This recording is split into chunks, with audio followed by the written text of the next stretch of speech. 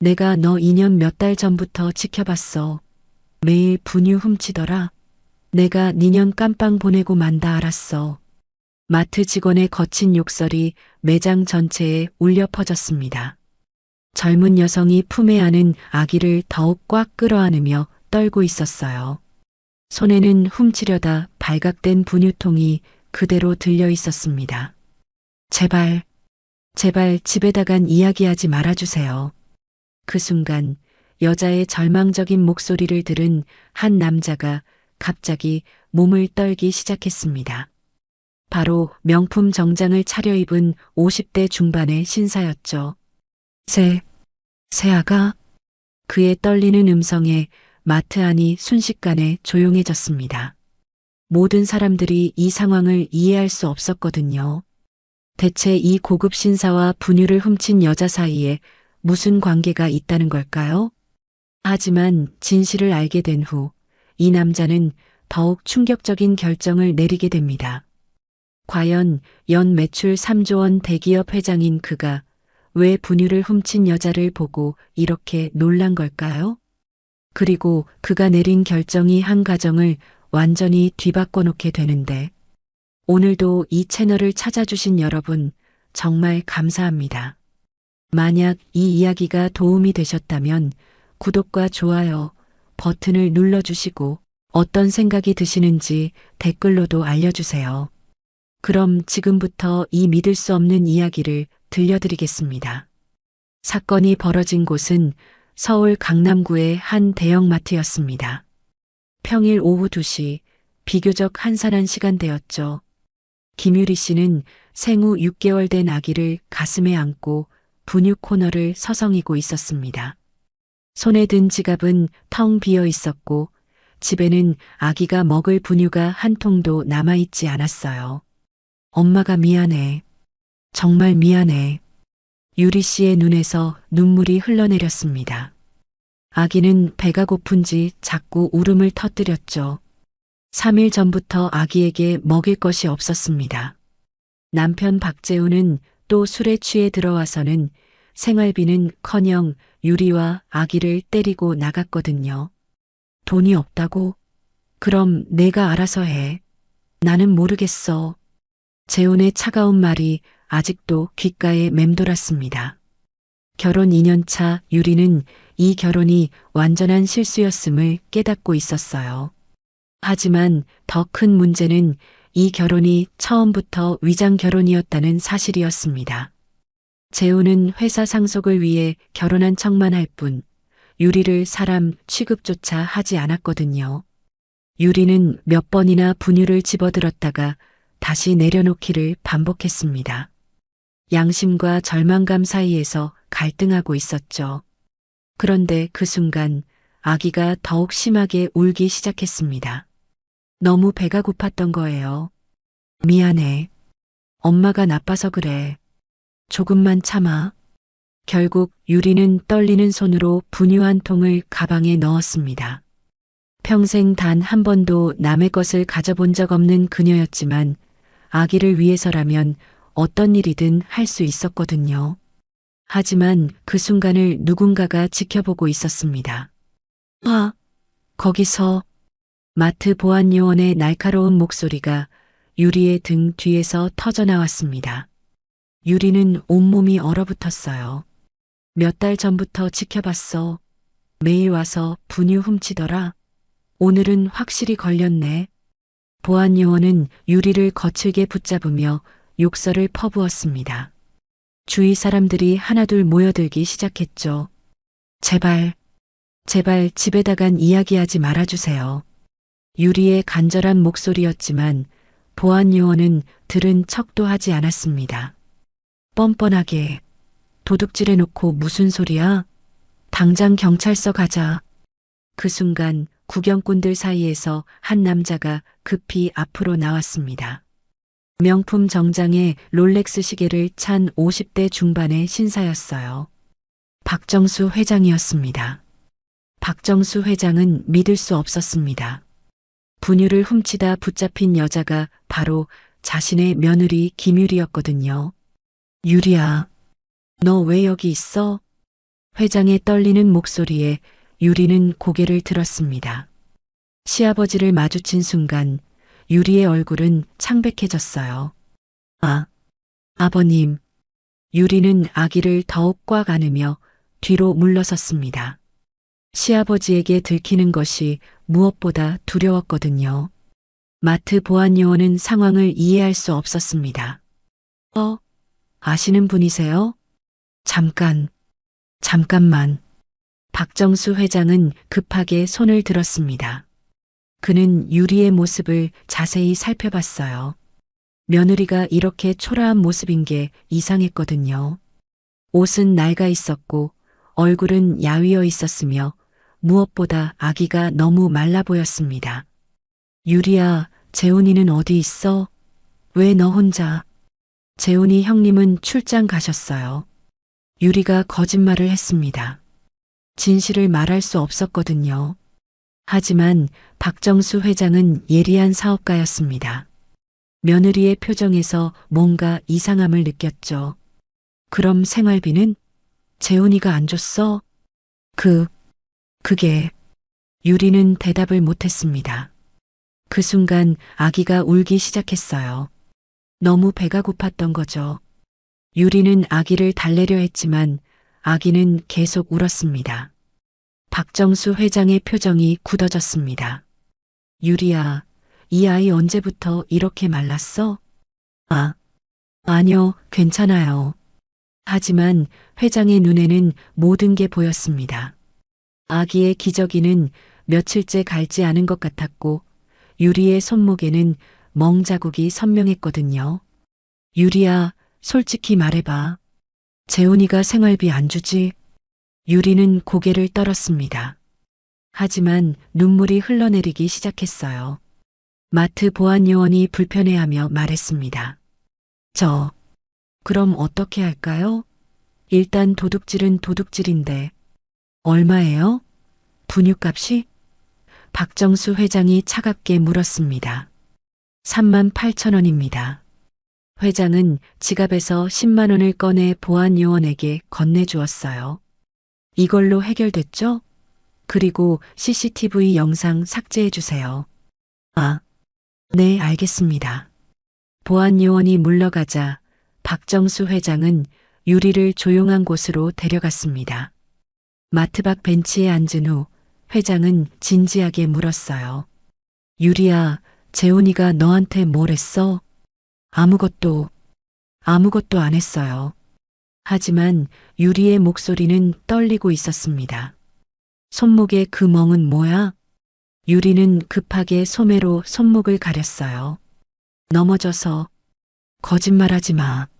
나도 젊었을 때 주먹질 많이 해봤어. 그게 맞은 멍인지 넘어져서 생긴 멍인지 구별할 수 있다고. 박정수 회장의 목소리에는 분노가 섞여 있었습니다. 유리는 더 이상 참을 수 없었어요. 2년 동안 혼자 견뎌온 모든 고통이 터져나왔습니다. 아버님, 죄송해요. 제가 부족해서. 뭐가 부족해? 무슨 소리야? 재훈이 오빠가 매일 때려요. 술 마시고 와서. 아기까지. 유리의 고백에 박정수 회장의 얼굴이 일그러졌습니다. 뭐? 재훈이가 너를 때려? 아기까지? 생활비도 한 달에 10만 원밖에 안 줘요. 그것도 기분 좋을 때만. 아기 분유 살 돈이 없어서. 박정수 회장은 주먹을 꽉 쥐었습니다. 그의 아들이 이런 짓을 하고 있다니 믿을 수 없었거든요. 그런데 왜 나한테 말 안 했어?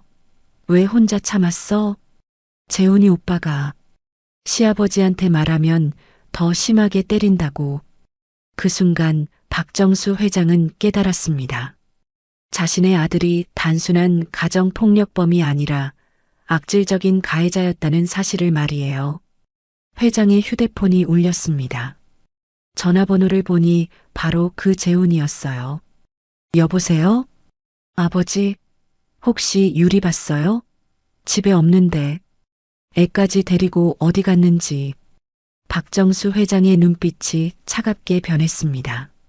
재훈아, 너 지금 어디야? 박정수 회장의 목소리는 평소보다 낮고 차가웠습니다. 저요? 회사에서 야근하고 있어요. 그런데 유리가 애 데리고 어디 간 것 같은데. 혹시 아버지 댁에 야근? 회장이 냉소적으로 웃었습니다. 지금 몇 시인지 알아? 6시요? 왜요? 회사에서 야근한다고? 방금 전에 강남 템프로에서 술 마신다고 카드 결제 문자 왔는데 전화 너머로 재훈이 당황하는 소리가 들렸어요. 아, 그게 거래처 사람들이랑. 거래처? 박정수 회장의 목소리가 더욱 차갑게 변했습니다. 재훈아, 너 우리 며느리한테 한 달에 생활비 얼마 주고 있어? 생활비요? 충분히 주고 있는데요. 왜 그러세요? 충분히? 10만 원이 충분하다는 거야? 전화 너머가 조용해졌습니다. 재훈은 자신의 거짓말이 들통났음을 깨달았거든요. 그게 아니라 유리가 돈 관리를 못해서. 돈 관리를 못해? 박정수 회장의 분노가 폭발하기 시작했습니다. 10만 원으로 한 달을 어떻게 살라는 거야? 기저귀값만 해도 그거 넘는다. 유리는 옆에서 회장이 자신을 위해 화내는 모습을 보며 눈물을 흘렸어요. 2년 동안 누구도 자신의 편에 서주지 않았는데 처음으로 누군가가 자신을 보호해주고 있었거든요. 아버지, 유리가 뭐라고 했어요? 그 여자 말 믿으시면 안 돼요. 맨날 거짓말하고. 거짓말? 박정수 회장이 유리의 손목을 가리켰습니다. 그럼 이몽도 거짓말이야? 유리는 소매를 걷어올려 멍든 손목을 보여줬어요. 보라색과 노란색이 섞인 멍은 며칠 전에 생긴 게 분명했습니다. 재훈아, 너 유리 때렸지? 때린 게 아니라 그냥 좀 세게 잡았을 뿐이에요. 그 여자가 너무 말을 안 들어서. 말을 안 들어서? 회장의 목소리가 점점 커졌습니다. 그게 때릴 이유가 돼? 아버지는 모르세요. 유리가 얼마나 고집이 센지. 맨날 돈 달라고 하고 애 때문에 시끄럽다고. 그 순간 박정수 회장의 혈압이 확 올랐습니다. 애 때문에 시끄럽다고? 그게 내 아들인데? 솔직히 그 아이가 제 아이인지도 확실하지 않아요. 뭐라고? 유리가 충격을 받아 몸을 떨었어요. 결혼 2년 동안 재훈은 자신 말고는 다른 여자를 만난 적이 없었는데 이런 말을 하다니. 재훈아, 너 지금 무슨 소리 하는 거야? 유리가 결혼 전에 다른 남자들이랑. 닥쳐. 박정수 회장이 폭발했습니다. 지금 당장 집으로 와. 왜요? 아직 일이. 일? 템프로에서 술 마시는 게 일이야? 당장 와. 안 오면 오늘부터 용돈 끊는다. 전화가 끊어졌어요. 박정수 회장은 주먹을 꽉 쥔 채 분노로 떨고 있었습니다. 자신의 아들이 이런 인간이었다니 도저히 믿을 수 없었거든요. 유리야, 미안하다. 회장이 며느리에게 고개를 숙였습니다. 내가 몰랐어. 재훈이가 이런 놈인 줄. 아니에요, 아버님. 저는 괜찮아요. 괜찮다니? 어떻게 괜찮아? 회장의 목소리에 눈물이 섞였어요. 손자까지 굶기고 있는데 내가 할아버지라고 할 자격이 있나?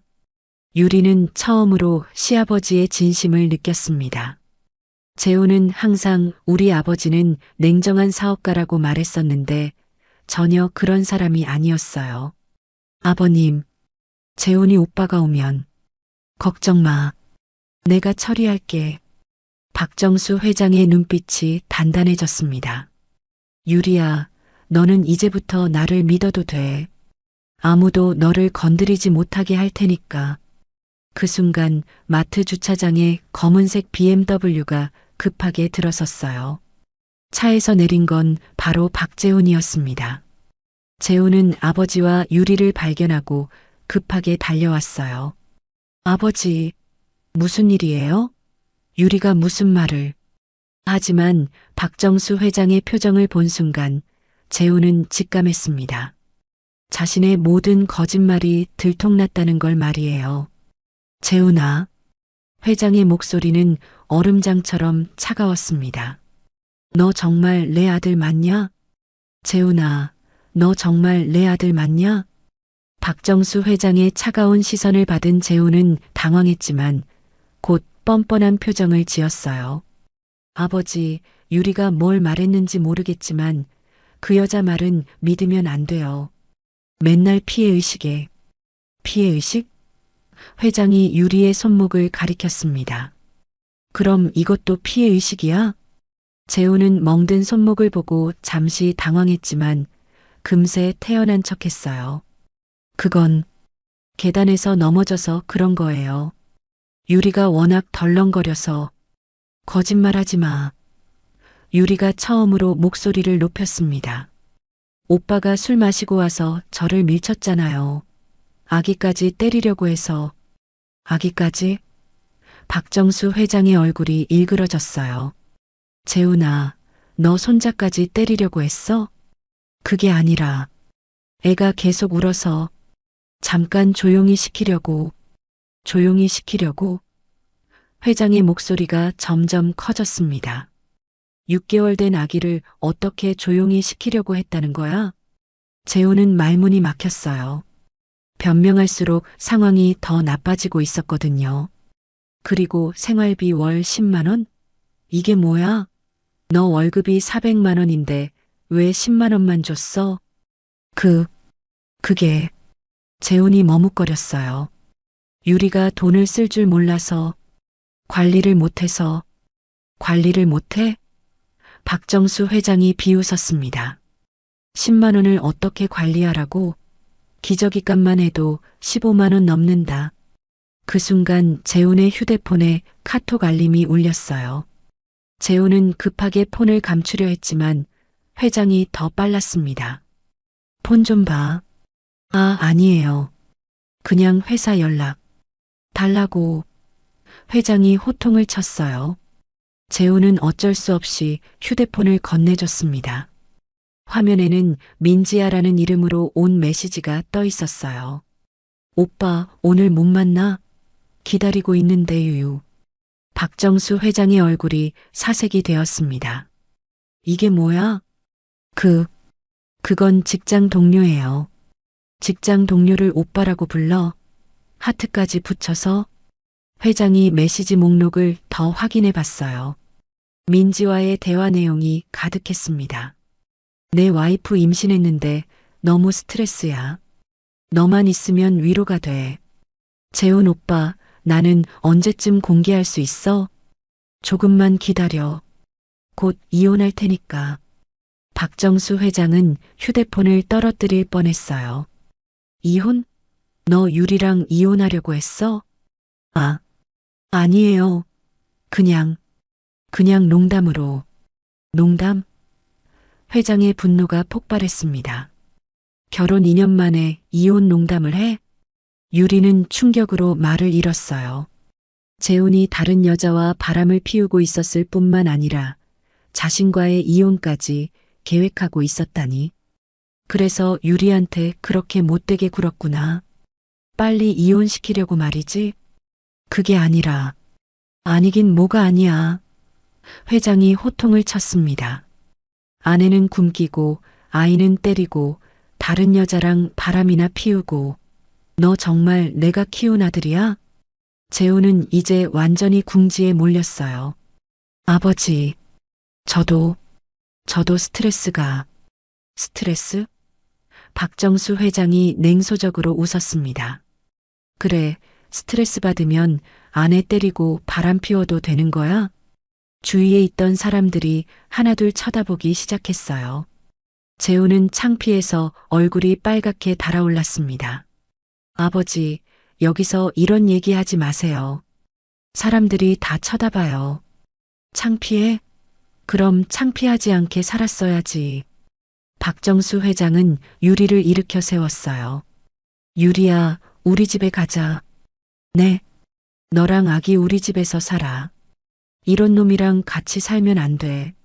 재훈이 급하게 말했습니다. 아버지, 그건 안 돼요. 유리는 제 아내라고요. 아내?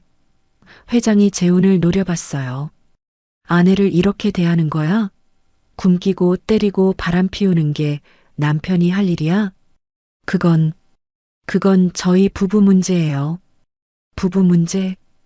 박정수 회장이 유리의 손목을 가리켰습니다. 가정폭력이 부부 문제야? 이건 범죄라고. 그 순간 박정수 회장은 결심했어요. 더 이상 이런 아들을 두고 볼 수 없었거든요. 재훈아, 오늘부터 너 회사 출근 안 해도 돼. 네? 그게 무슨...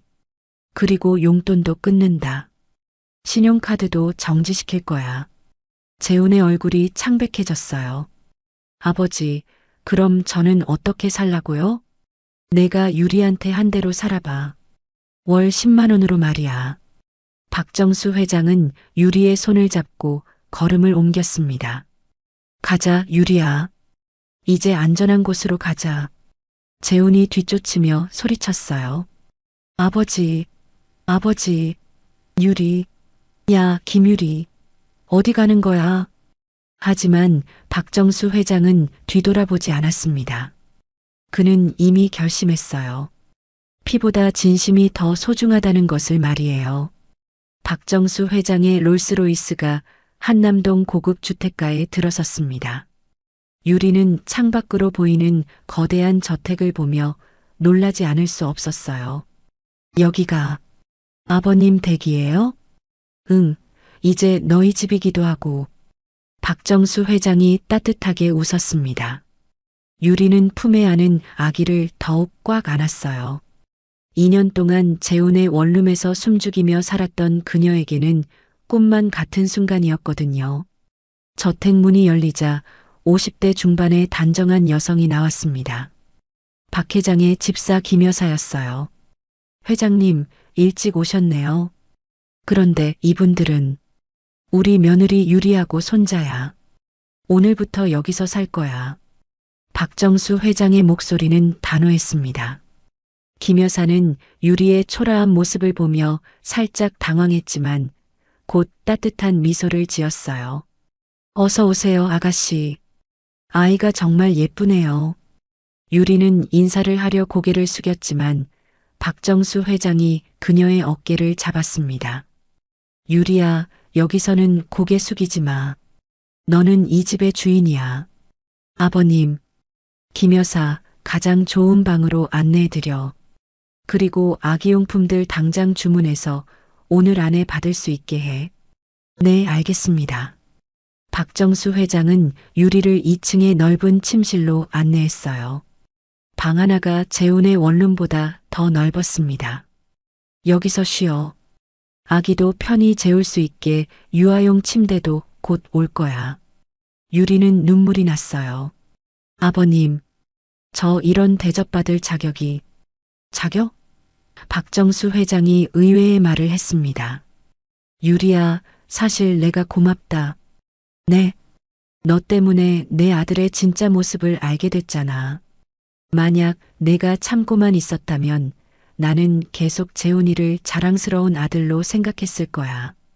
박정수 회장은 창밖을 바라보며 말을 이었어요. 사실 나도 재훈이가 좀 이상하다고 생각했어.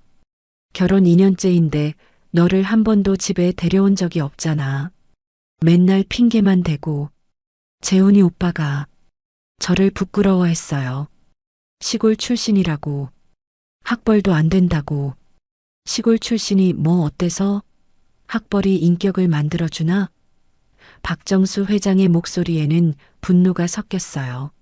내가 재훈이를 잘못 키웠나 봐. 사람의 가치를 겉으로만 판단하게.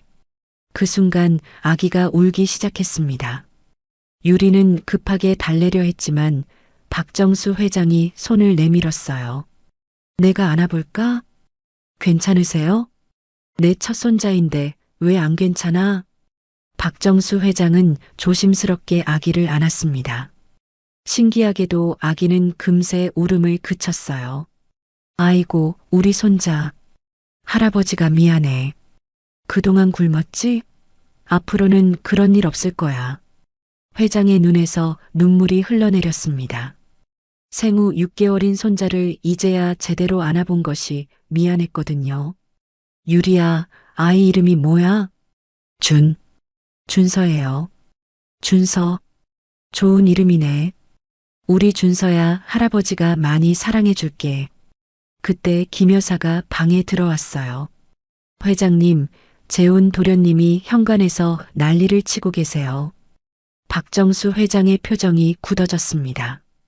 뭐라고 하는데? 유리를 돌려달라고. 자기 아내라고. 내려가서 말해. 이 집에는 출입 금지라고. 경비에게도 연락해서 들여보내지 말라고 해. 네, 알겠습니다. 유리는 불안해했어요. 아버님, 재훈이 오빠가 화나면 걱정 마. 여기는 재훈이가 함부로 들어올 수 없는 곳이야. 너와 준서는 이제 안전해. 박정수 회장은 유리의 손을 잡았습니다. 유리야, 나한테 약속 하나만 해줘. 네. 다시는 누구한테도 굽히지 마. 너는 당당히 살 자격이 있는 사람이야. 그리고 회장은 잠시 망설이다가 말했습니다. 나를 진짜 아버지라고 생각해줘. 재훈이는 내가 낳았지만 너는 내가 선택한 딸이야. 유리는 더 이상 참을 수 없었어요. 2년 동안 쌓였던 모든 서름이 한 번에 터져 나왔습니다. 아버님, 감사해요. 정말 감사해요. 박정수 회장도 눈물을 흘렸어요. 피보다 진심이 더 소중하다는 걸 이제야 깨달았거든요. 바로 그때 아래층에서 재훈의 고함 소리가 들려왔습니다. 아버지, 유리를 돌려주세요. 제발. 하지만 박정수 회장은 미동도 하지 않았습니다. 그는 이미 결심했어요. 진짜 아들은 피가 아니라 마음으로 정해진다는 것을 말이에요. 3일 후 박재훈은 회사 앞에서 보안 요원들에게 저지당하고 있었습니다. 죄송합니다. 박재훈 씨는 출입이 금지되셨습니다. 뭐라고? 나 박정수 회장 아들이야. 어떻게 감히? 회장님 지시사항입니다. 개인 물품은 택배로 발송해 드리겠습니다. 재훈은 믿을 수 없었어요. 정말로 아버지가 자신을 회사에서 쫓아낸 거였습니다. 휴대폰이 울렸어요. 민지였습니다. 재훈 오빠, 왜 연락이 안 됐어? 어제 약속도 안 나타나고. 민지야, 나 지금 좀. 그리고 오빠 미안한데. 우리 그만 만나자. 뭐? 갑자기 왜? 아빠가 알았어. 오빠가 유부남이라는 거. 그리고 지금 회사에서 쫓겨났다면서? 미안해. 나는 안정적인 사람이 필요해. 뚜뚜뚜. 전화가 끊어졌어요. 재훈은 허탈했습니다. 아내도 아이도 회사도 애인까지 모든 것을 잃어버린 거였어요. 그는 다시 아버지 집으로 향했습니다. 하지만 경비원이 막아섰어요. 죄송합니다. 출입 금지 명단에 있으세요. 이 집이 내 집이야. 어떻게 내가 못 들어가? 회장님께서 당분간 출입을 금지하라고 하셨습니다. 재훈은 담장 너머로 소리쳤어요. 아버지, 아버지, 나 재훈이야. 제발 문 좀 열어줘요. 그때 2층 창문이 열렸습니다. 유리가 나타났어요. 3일 전과는 완전히 다른 모습이었습니다. 고급스러운 옷을 입고 머리도 단정하게 정리되어 있었죠. 유리야, 내 말 좀 들어봐. 유리는 창문 밖으로 몸을 내밀며 차갑게 말했습니다. 뭘 들어요? 이혼 얘기요? 아니면 민지라는 여자 얘기요? 재훈은 당황했어요. 그건 오해야. 민지는 그냥 직장 동료. 직장 동료한테 곧 이혼할 테니까라고 했죠? 그것도 오해예요? 유리의 목소리는 더 이상 떨리지 않았어요. 3일 동안 박정수 회장의 보호를 받으며 자신감을 되찾았거든요. 유리야, 제발, 나한테도 기회를 줘. 내가 잘못했어. 기회? 유리가 냉소적으로 웃었습니다. 2년 동안 저한테 기회를 주셨나요? 그 순간 박정수 회장이 유리 옆에 나타났어요. 재훈아, 그만해. 유리는 이제 내 아내가 아니야. 아버지, 아직 이혼 안 했잖아요. 유리는 제 아내라고요. 아내? 박정수 회장의 목소리가 차가워졌어요. 아내를 굶기고 때리고 바람 피우는 게 남편이 할 일이야? 저도 스트레스가. 또 스트레스? 그래, 그럼 이제부터 내가 스트레스 받아봐. 월 10만 원으로 살면서 말이야. 재훈은 절망했어요. 아버지, 저 정말 죽어요. 갈 곳도 없고 죽을 것 같으면 일을 해. 아르바이트든 뭐든 해서 스스로 살아. 아르바이트요? 제가 박정수 회장 아들인데 아들. 박정수 회장이 비웃었습니다. 아들이 그런 짓 해? 이제부터 너는 내 아들 아니야. 아버지, 아버지. 그때 유리가 다시 입을 열었어요. 재훈 씨, 오빠가 아닌 재훈 씨라고 불렀습니다. 제가 2년 동안 어떻게 살았는지 알아요? 유리야, 하루에 한 끼도 제대로 못 먹으면서 아기 기저귀도 제대로 못 갈아주면서 맞고 욕 먹으면서 살았어요. 유리의 목소리가 점점 강해졌어요. 그런데 아세요? 그 지옥 같은 시간이 저를 더 강하게 만들었어요. 무슨, 이제 저는 예전의 김유리가 아니에요. 누구한테도 굽히지 않을 거예요. 재훈은 유리의 변화된 모습에 당황했어요. 예전에는 고개도 제대로 못 들던 여자가 이렇게 당당해질 수 있다니. 그리고 재훈 씨, 한 가지 더 말할 게 있어요. 뭐? 저 이제 행복해요. 진짜로요. 유리는 미소를 지었어요. 2년 만에 처음 보는 진짜 웃음이었습니다. 아버님이 저를 딸이라고 해주셨거든요. 준서도 할아버지랑 정말 행복해해요. 재훈의 얼굴이 일그러졌어요. 유리, 너 정말. 그러니까 이제 그만 가세요. 저희한테는 재훈 씨가 필요 없어요. 유리는 창문을 닫았어요. 재훈은 담장 밑에 주저앉았습니다. 모든 것을 잃었다는 절망감이 밀려왔어요. 그런 그를 지켜보던 박정수 회장은 마지막으로 말했습니다.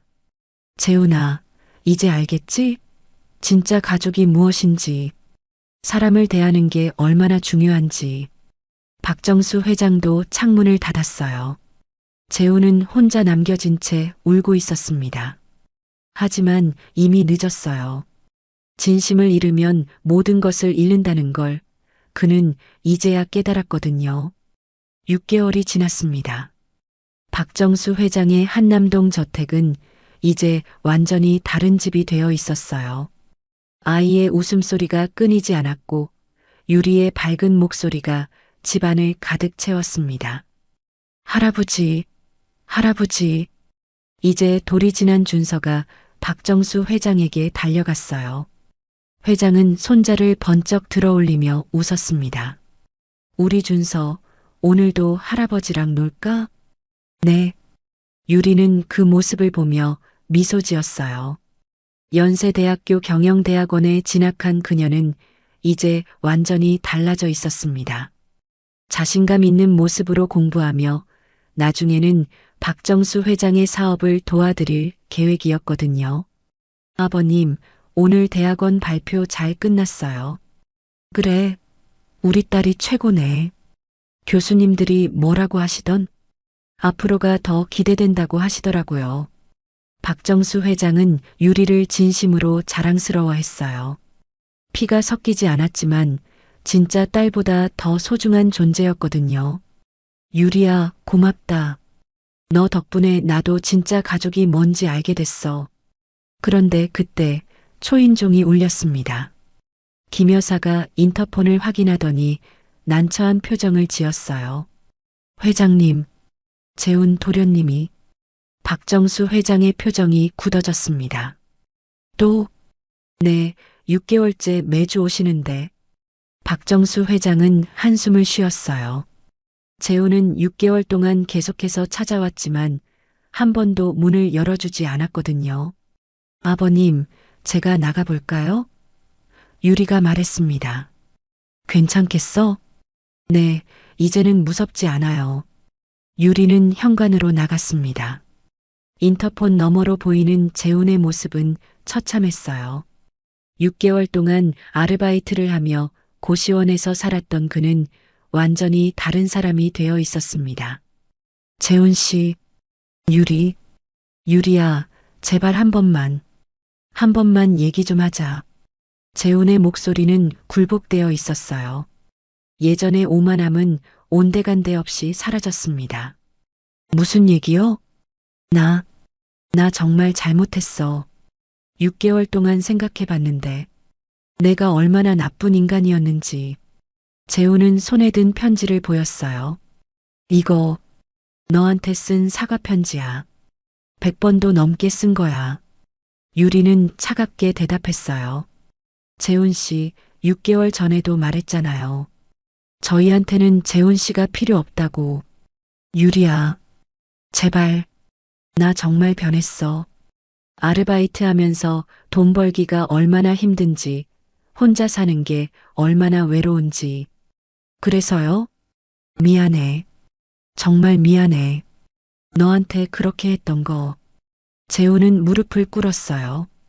6개월 전에 그라면 상상도 못할 일이었습니다. 유리야, 나한테 마지막 기회 하나만. 하지만 유리는 흔들리지 않았어요. 재훈 씨, 저는 이미 행복해요. 진짜 가족을 만났거든요. 그때 박정수 회장이 나왔습니다. 재훈아, 그만해. 아버지도 저 좀 용서해 주세요. 제가 정말 잘못했어요. 용서? 박정수 회장이 냉소했어요. 너는 아직도 모르는구나. 뭘 모른다는 거예요? 진짜 잘못이 뭔지 말이야. 너는 지금도 용서받으면 다시 예전으로 돌아갈 수 있다고 생각하잖아. 재훈은 당황했어요. 그게 아니라, 재훈아, 사람은 변하지 않아. 너는 상황이 어려워지니까 잠시 반성하는 척하는 거야. 박정수 회장의 목소리는 단호했습니다. 만약 내가 너를 다시 받아준다면 너는 또 예전처럼 유리를 무시하고 함부로 대할 거야. 아니에요. 정말 아니에요. 그래. 그럼 왜 민지한테는 한 번도 사과 안 했어? 그 여자한테도 거짓말했잖아. 재훈은 할 말이 없었어요. 박정수 회장이 마지막으로 말했습니다. 재훈아, 너는 이제 남이야. 내 진짜 아들은 저기 있어. 회장은 유리를 가리켰어요. 유리가 내 딸이고 준서가 내 손자야. 이제 그만 포기하고 내 길을 가. 재훈은 절망에 빠졌어요. 정말로 모든 게 끝이었구나 싶었거든요. 그런 재훈을 바라보던 유리가 마지막으로 말했습니다. 재훈 씨, 저는 재훈 씨를 용서해요. 정말? 네, 하지만 용서와 화해는 다른 거예요. 저는 재훈 씨를 용서하지만 다시 돌아갈 생각은 없어요. 유리의 목소리는 확고했어요. 재훈 씨도 이제 진짜 변화하세요. 남을 탓하지 말고 진심으로 자신을 돌아보세요. 유리는 박정수 회장과 함께 집 안으로 들어갔어요. 재훈은 혼자 남겨진 채 서 있었습니다. 이제야 깨달았어요. 진짜 잃어버린 것이 무엇인지를 말이에요. 하지만 이미 늦었습니다. 어떤 것들은 한 번 잃으면 다시 되돌릴 수 없거든요. 특히 사람의 마음은 더더욱 말이죠. 박정수 회장의 회사 사무실에 아이의 웃음소리가 울려 퍼졌습니다. 2살이 된 준서가 할아버지 사무실에서 자유롭게 뛰어다니고 있었어요. 할아버지, 이거 뭐예요?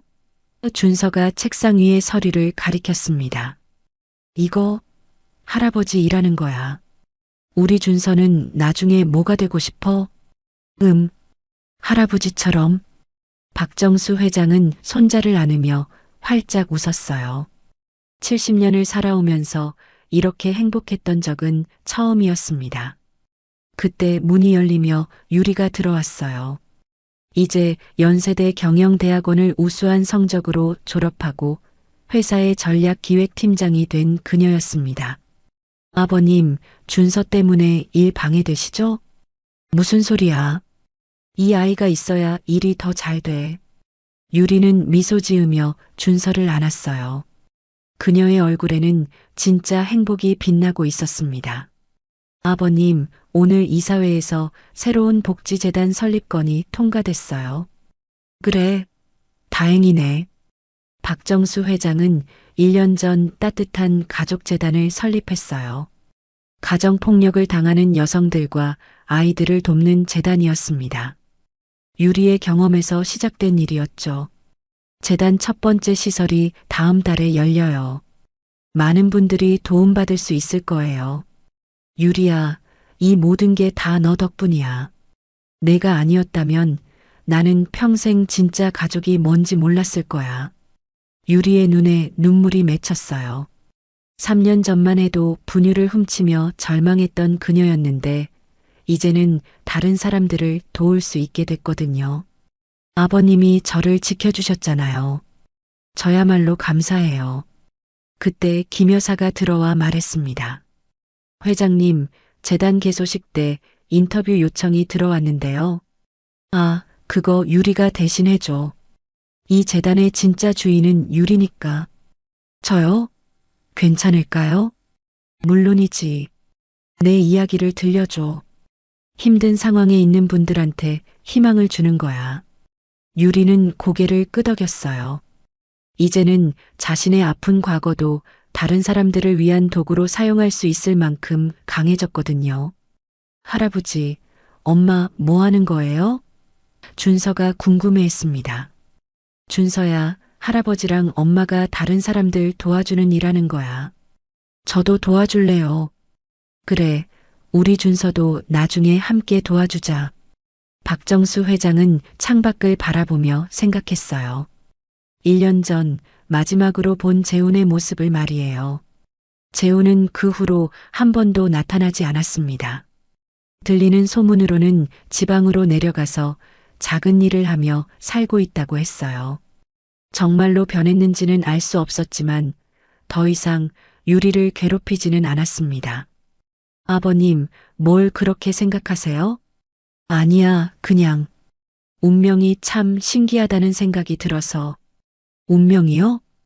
그날 마트에서 유리를 만나지 않았다면 나는 평생 외로운 노인으로 살았을 거야. 재훈이를 자랑스러운 아들로 생각하면서 말이야. 박정수 회장은 유리의 손을 잡았습니다. 유리야, 고마워. 내 인생에 진짜 가족을 만들어줘서. 저야말로 감사해요, 아버님. 저와 준서에게 새로운 삶을 주셔서. 두 사람은 서로를 바라보며 미소 지었어요. 피는 섞이지 않았지만 세상에서 가장 진실한 가족이었습니다. 준서가 두 사람 사이에서 웃으며 말했어요. 엄마, 할아버지, 사랑해요. 우리도 준서 사랑해. 박정수 회장은 깨달았어요. 진짜 부는 돈이 아니라 사랑받고 사랑할 수 있는 사람들이라는 것을 말이에요. 그리고 가족은 혈연이 아니라 진심으로 만들어진다는 것을 말이에요. 에피아이의 로지유이. 3년이 지난 지금 따뜻한 가족재단은 전국의 15개의 시설을 운영하며 수많은 가정폭력 피해자들을 도왔습니다. 유리는 이제 재단의 이사장이 되어 자신과 같은 아픔을 겪는 여성들의 든든한 버팀목이 되었어요. 준서도 건강하게 자라면서 할아버지와 엄마의 일을 자랑스러워하고 있습니다. 박정수 회장은 70대 중반이 되었지만 손자와 딸 같은 며느리 덕분에 어느 때보다 활기차게 살고 있어요. 그리고 재훈. 그는 지금도 어디선가 자신의 삶을 살아가고 있을 것입니다. 정말로 변했는지는 아무도 모르지만 적어도 다른 사람을 아프게 하지는 않기를 바랄 뿐이에요. 이 이야기를 들으신 여러분들에게 묻고 싶습니다. 여러분에게 가족이란 무엇인가요? 피가 섞였다고 해서 무조건 가족일까요?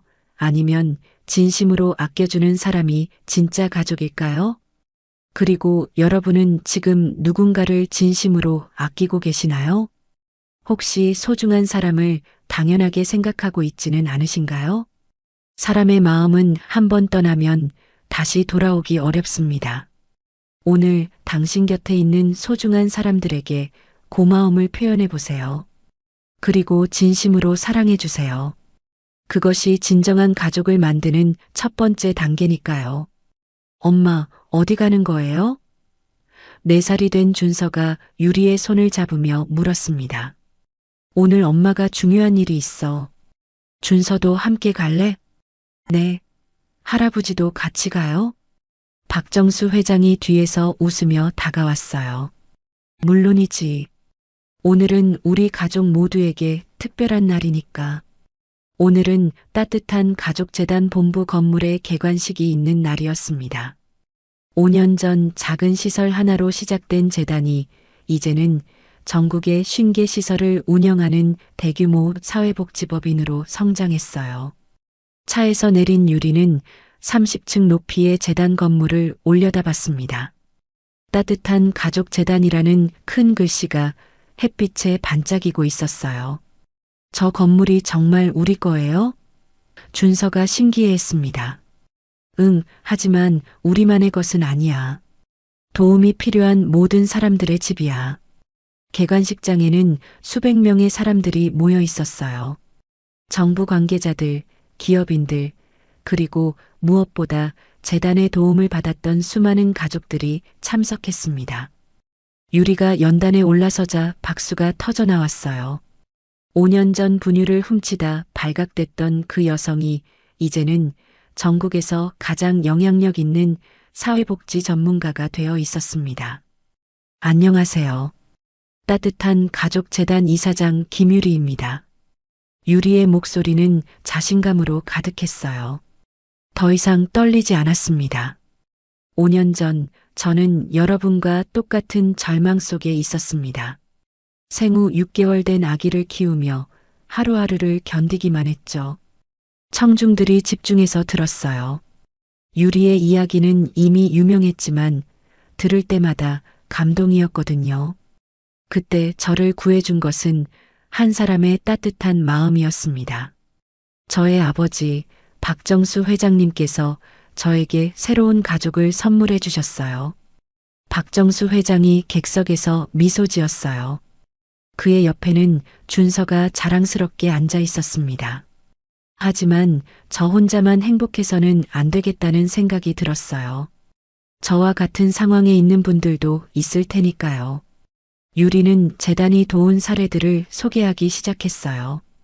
김미영 씨는 20년간 가정폭력에 시달리다 저희 재단을 찾아오셨습니다. 두 아이와 함께 새 출발을 하셨고 지금은 카페를 운영하며 당당히 살고 계세요. 객석에서 김미영 씨가 일어나 손을 흔들었어요. 그녀의 얼굴에는 희망이 가득했습니다. 이수진 씨는 경제적 학대로 고통받다 저희를 찾아왔어요. 지금은 네일아트 자격증을 취득해서 자립하셨고 아이들도 건강하게 자라고 있습니다. 수진 씨도 자리에서 일어나 고개를 숙여 인사했어요.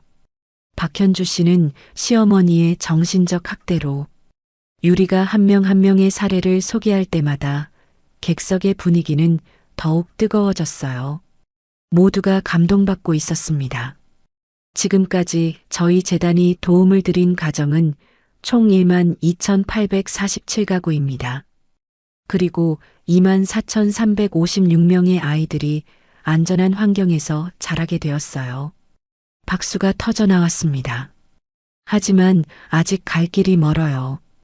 여전히 어둠 속에서 도움을 기다리는 분들이 많거든요. 유리는 새로운 계획을 발표했어요. 오늘부터 저희는 찾아가는 서비스를 시작합니다. 직접 도움을 요청하기 어려운 분들을 저희가 찾아가겠어요. 그리고 남성 피해자들을 위한 전용 시설도 만들 예정입니다. 가정폭력은 성별을 가리지 않거든요. 또 다른 박수가 이어졌어요. 마지막으로 가해자 교육 프로그램도 확대하겠습니다. 처벌만으로는 근본적 해결이 어려워요. 진정한 변화가 필요합니다. 유리는 마이크를 내려놓고 깊게 숨을 쉬었어요. 5년 전 절망 속에 있던 제가 오늘 이 자리에 설 수 있었던 것은 저 혼자의 힘이 아니었어요. 저를 믿어주신 아버지, 저희를 응원해주신 모든 분들 덕분입니다. 유리의 눈에 눈물이 맺혔어요. 그리고 저와 함께 새로운 출발을 한 모든 가족들 덕분입니다. 여러분이 저에게 용기를 주셨어요. 박정수 회장이 일어나 박수를 치기 시작했어요. 곧 모든 사람들이 기립박수를 보냈습니다. 개관식이 끝난 후 유리는 재단 건물 최고층에 있는 자신의 사무실로 올라갔어요. 창밖으로 한강이 보이는 넓은 공간이었습니다. 벽에는 재단이 도운 가족들의 사진이 가득 걸려 있었어요. 모두 행복한 미소를 지으며 새로운 삶을 살아가는 모습들이었습니다. 엄마, 이 사람들이 누구예요? 준서가 사진들을 가리켰습니다. 엄마가 도와준 가족들이야. 모두 엄마처럼 힘들었는데 지금은 행복하게 살고 있어. 엄마가 대단해요. 유리는 준서를 안으며 웃었어요. 엄마 혼자가 아니라 할아버지랑 많은 사람들이 함께 도와준 거야. 그때 박정수 회장이 사무실에 들어왔어요. 유리야, 오늘 발표 정말 감동적이었어.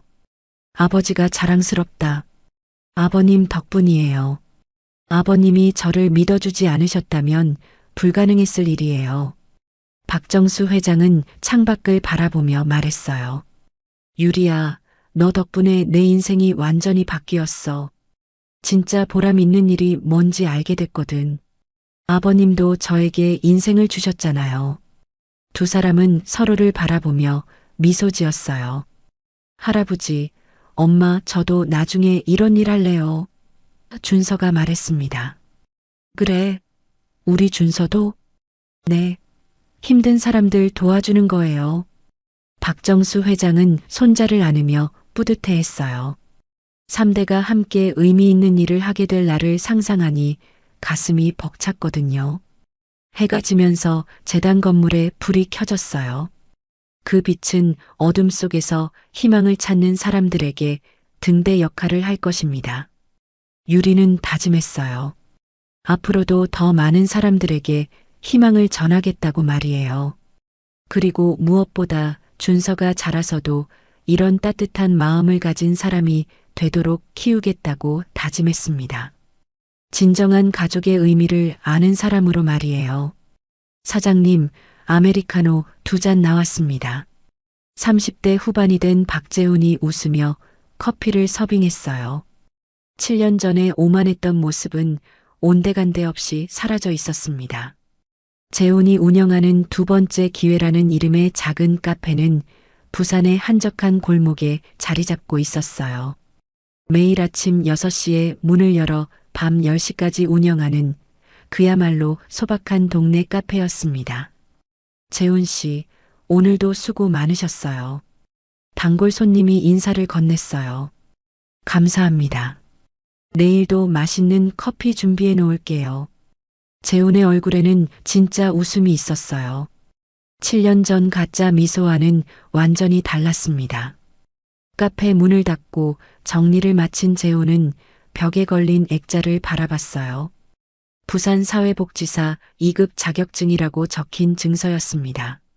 3년 전 재훈은 야간사회복지학과에 입학했어요. 낮에는 카페를 운영하고 밤에는 공부를 하는 힘든 생활이었지만 포기하지 않았습니다. 지금은 주말마다 지역 복지관에서 상담사로 봉사활동을 하고 있었어요. 특히 가정폭력 가해자 교육 프로그램에 참여해서 자신의 경험을 나누고 있었습니다. 여러분, 저는 7년 전까지 최악의 남편이자 아버지였습니다. 매주 토요일 재훈은 가정폭력 가해자들 앞에서 자신의 이야기를 시작했어요.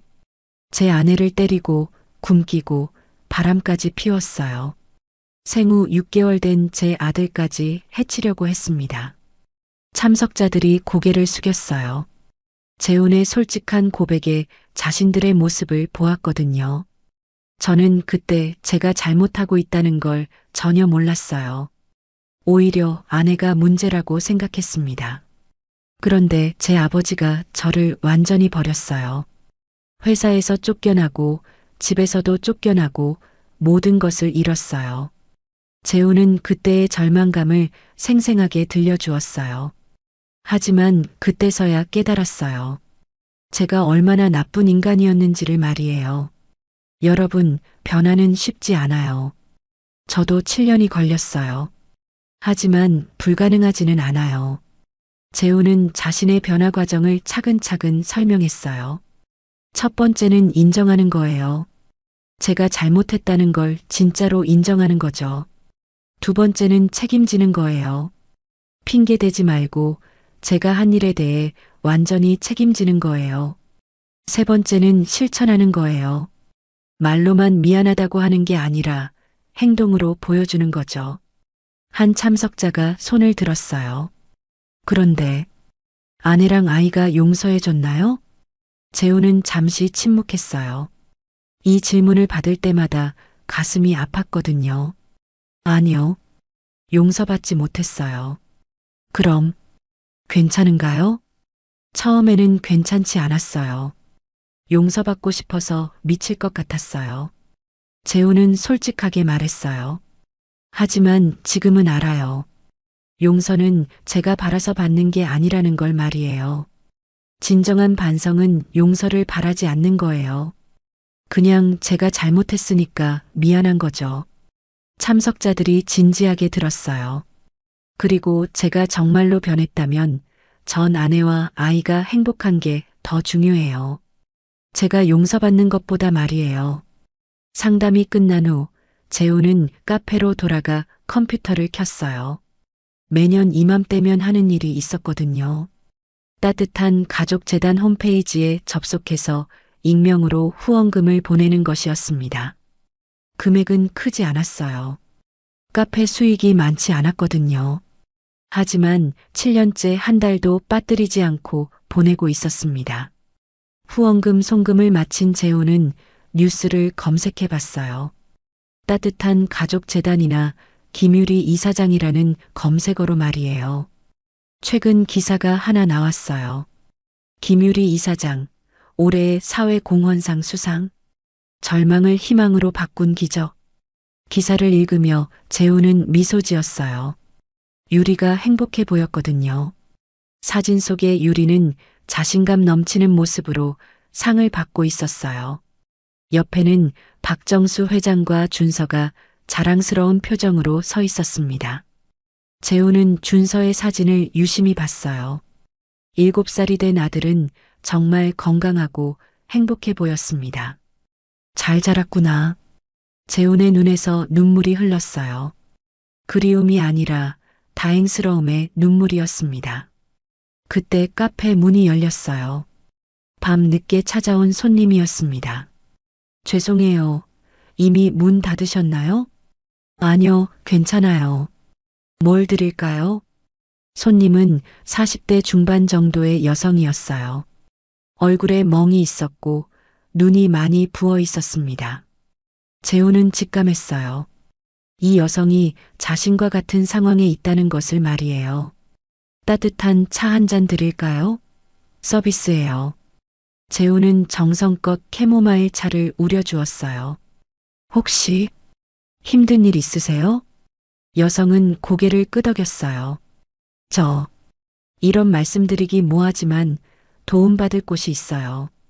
재훈은 조심스럽게 따뜻한 가족재단의 연락처를 적어주었어요. 여기가 정말 좋은 곳이에요. 진심으로 도와드릴 거예요. 여성이 메모지를 받으며 물었어요. 어떻게 아세요? 재훈은 잠시 망설였어요. 그리고 조용히 말했습니다. 저도 예전에 나쁜 사람이었거든요. 그런데 그분들 덕분에 많이 배웠어요. 여성은 고맙다는 인사를 하며 카페를 나갔어요. 재훈은 그 모습을 바라보며 생각했어요. 자신이 할 수 있는 일이 바로 이런 것이라고 말이에요. 직접 용서를 구하는 것이 아니라 다른 사람들이 같은 실수를 하지 않도록 도와주는 것이 진정한 속죄라는 걸 깨달았거든요. 그날 밤 재우는 일기를 썼어요. 오늘도 누군가에게 작은 도움이 될 수 있어서 감사하다.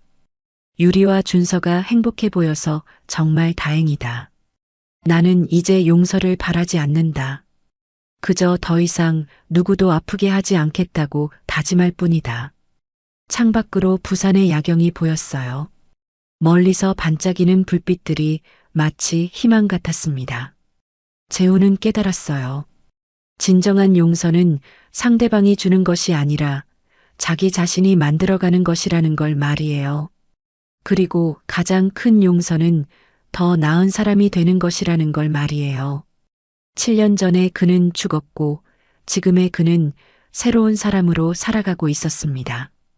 비록 혼자였지만 더 이상 외롭지 않았어요. 매일 누군가를 도울 수 있다는 사실 자체가 그에게는 가장 큰 선물이었거든요. 재우는 내일도 카페를 열고 사람들에게 따뜻한 커피를 내어줄 것입니다. 그리고 상처받은 누군가에게 작은 희망을 전해줄 것입니다. 그것이 그가 찾은 진정한 구원의 길이었으니까요.